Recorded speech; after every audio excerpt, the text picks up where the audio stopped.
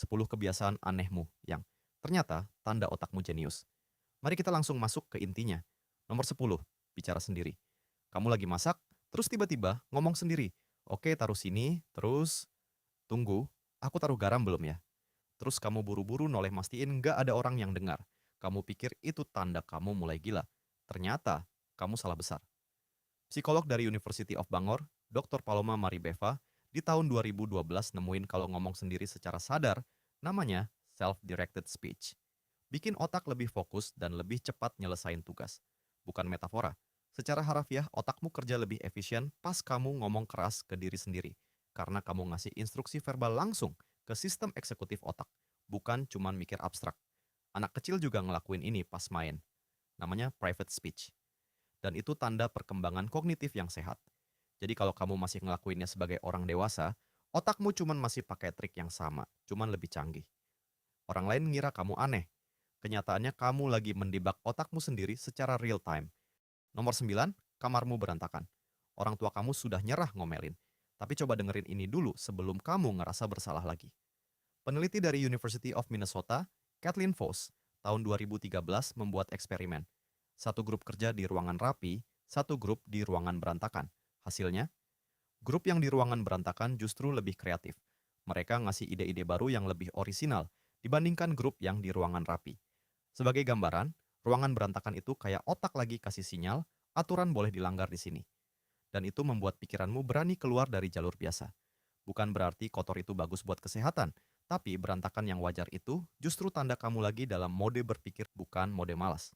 Orang yang di dalamnya kayak habis kena tornado tapi otaknya penuh ide gila. Ternyata itu bukan suatu kebetulan. Nomor 8, kamu suka mikirin percakapan yang belum kejadian.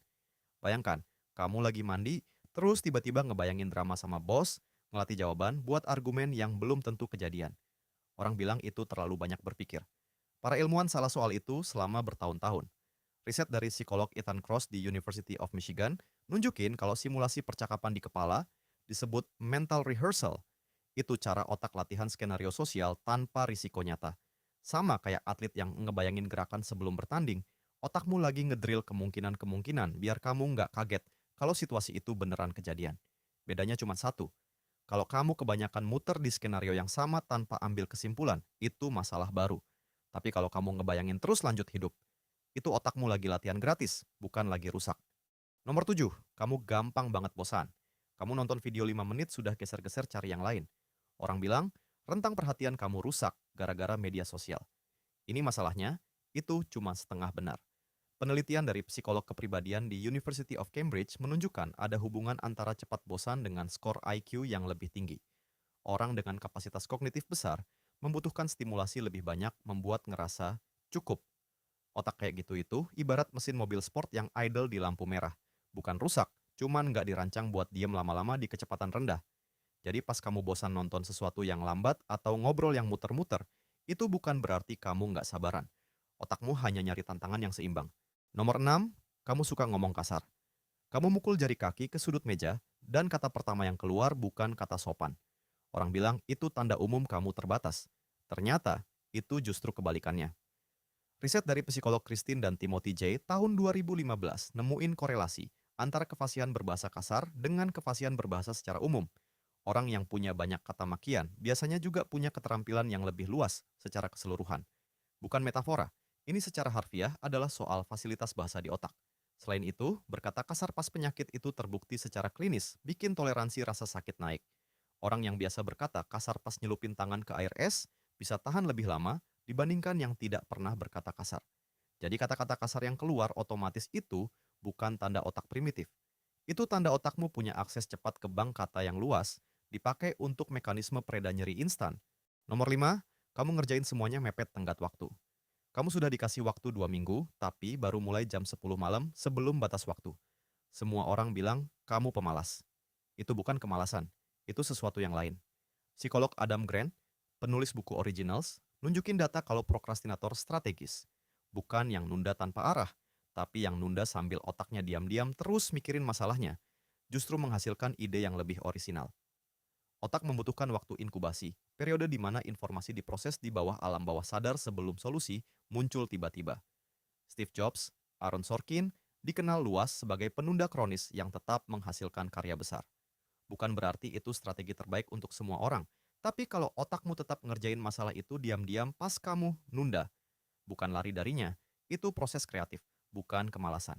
Nomor 4, kamu paling produktif jam 12 malam.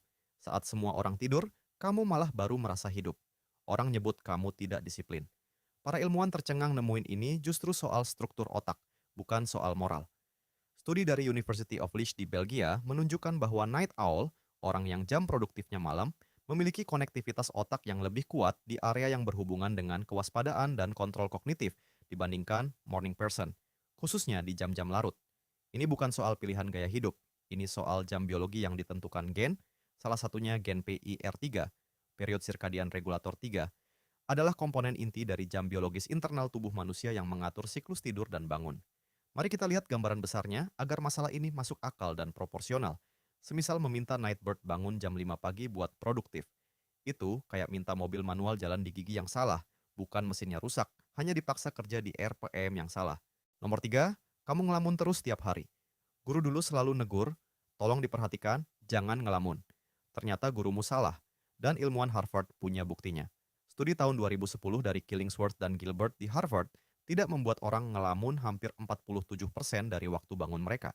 Tapi yang menarik, aktivitas otak pas ngelamun itu justru melibatkan mode default network, jaringan otak yang sama yang aktif pas kamu lagi nyelesain masalah kompleks atau mikirin masa depan.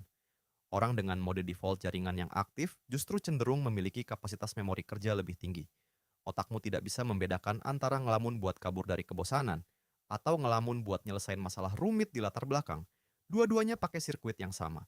Jadi pas kamu nggak fokus natap jendela, kemungkinan besar otakmu lagi ngerjain proyek yang bahkan kamu sendiri belum sadar.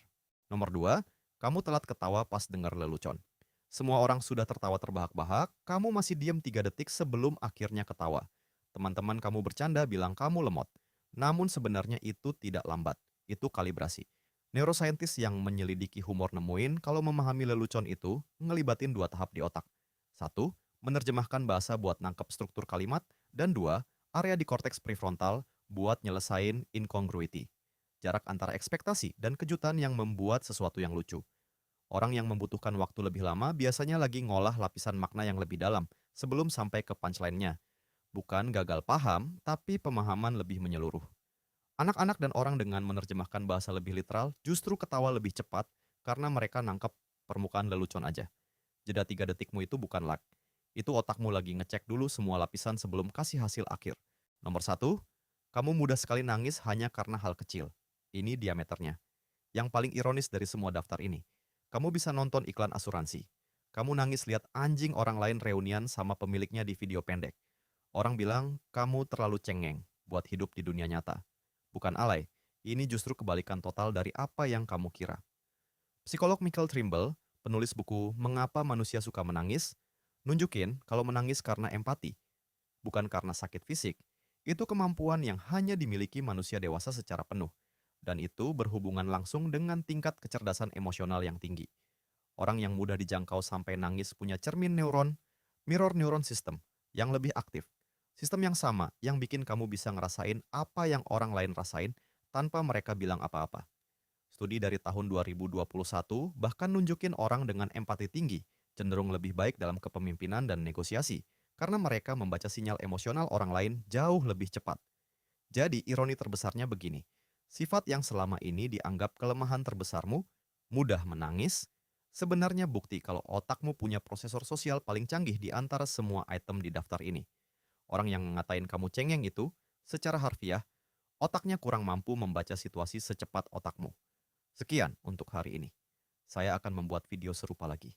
Jangan lupa subscribe untuk melihatnya.